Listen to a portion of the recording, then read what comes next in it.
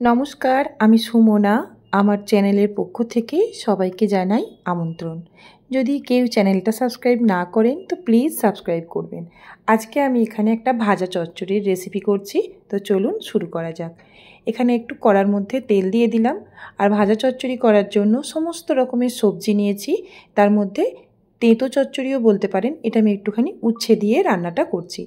তো সব কিছু সবজি আমি একটু করে লবণ দেব, দিয়ে হালকা করে ভেজে নেব। প্রথমেই আমি উচ্ছেটাকে হালকা লবণ দিয়ে ভেজে নিয়ে তুলে রাখলাম, তারপরে বেগুনগুলোকেও অল্প লবণ দিয়ে ভেজে তুলে রাখলাম। সমস্ত সবজির মধ্যেই অল্প করে তেল দিচ্ছি, দেখুন, কারণ যেহেতু ভাজা চচ্চড়ি সব কটা সবজিই আমাকে ভাজতে হবে, তো তেলটাও বেশি যাতে না হয় সেদিকেও লক্ষ্য রাখতে হবে। এদিকে আমি সিমগুলো টুকরো করে কেটেছি, পটল কেটে নিয়েছি আর হোঁপা কেটে নিয়েছি।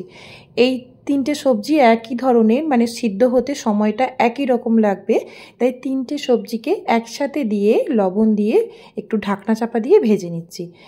মানে 1 থেকে 2 মিনিটও লাগবে না ঢাকনা চাপা দিয়ে সেদ্ধ করতে।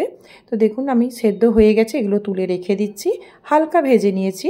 এরপর আবার অল্প তেল দেব, তেল দিয়ে এখানে আলুর টুকরো, মূলো দেব, আর এখানে দেব গাজর। আপনারা যদি আরও অন্য কিছু সবজি দিতে চান তো অ্যাড করতে পারেন। এখানে একটা মশলা আমি তৈরি করে নিচ্ছি। একটু আদা বাটা, জিরের গুঁড়ো, হলুদ, লবণ আর 1 চামচ মতন সর্ষে বাটা দিলাম। একটু লঙ্কার গুঁড়ো দিয়ে জল দিয়ে এটা মিশিয়ে রাখলাম। এদিকে দেখুন আলুটা সেদ্ধ হয়ে গেছে। তো এরপর আমি এর মধ্যেই ওই গুলে রাখা মশলাটা দিয়ে দেব।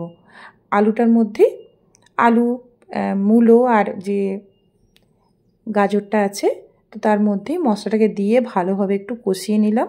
একটু কাঁচা গন্ধ কেটে গেলেই দিয়ে দিলাম অল্প জল। এদিকে আমি যে হোঁপা, শিম আর পটলটা ভেজেছিলাম সেটাও দিয়ে দিলাম এর মধ্যে। এটা ভালো করে মিশিয়ে নেব। এটা অল্প ভাজা হয়েছে, অল্প সেদ্ধ হয়েছে, এখনও কিন্তু সেদ্ধ হতে সময় লাগবে, তাই ঢাকনা চাপা দিয়ে দিলাম। আবারও ওই 1 থেকে 1.5 মিনিট ঢাকা দিয়ে, দেখুন মশলাটা কিন্তু শুকিয়ে গেছে। এরপর কন্টিনিউ খুন্তিটাকে দিয়ে নাড়াচাড়া করতে হবে আর ভেজে নিতে হবে। ভাজা চচ্চড়ি করতে গেলে ওটা কন্টিনিউ করতে হবে। এরপর যেগুলো উচ্ছে ভাজা, বেগুন ভাজা, আদার্স যে ভাজাগুলো ছিল আমি কিন্তু ওপর থেকে ছড়িয়ে দিলাম।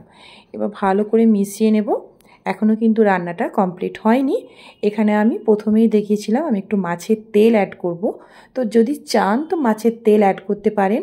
আর যদি মনে হয় যে মাছের তেল দেব না, তো মাছের তেলের পরিবর্তে এইভাবে শুকনো লঙ্কা, তেজপাতা আর 5 ফোড়ন দিয়ে সামান্য সর্ষের তেল দিয়ে ফোড়ন করে নিতে পারেন।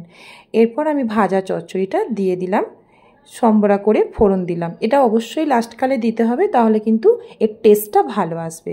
এরপর দেখুন রান্না কিন্তু আমার একেবারে কমপ্লিট। এরপর আমড়ার ডাল দিয়ে বা আমের ডাল দিয়ে গরম ভাতে দুর্দান্ত লাগবে। ধন্যবাদ।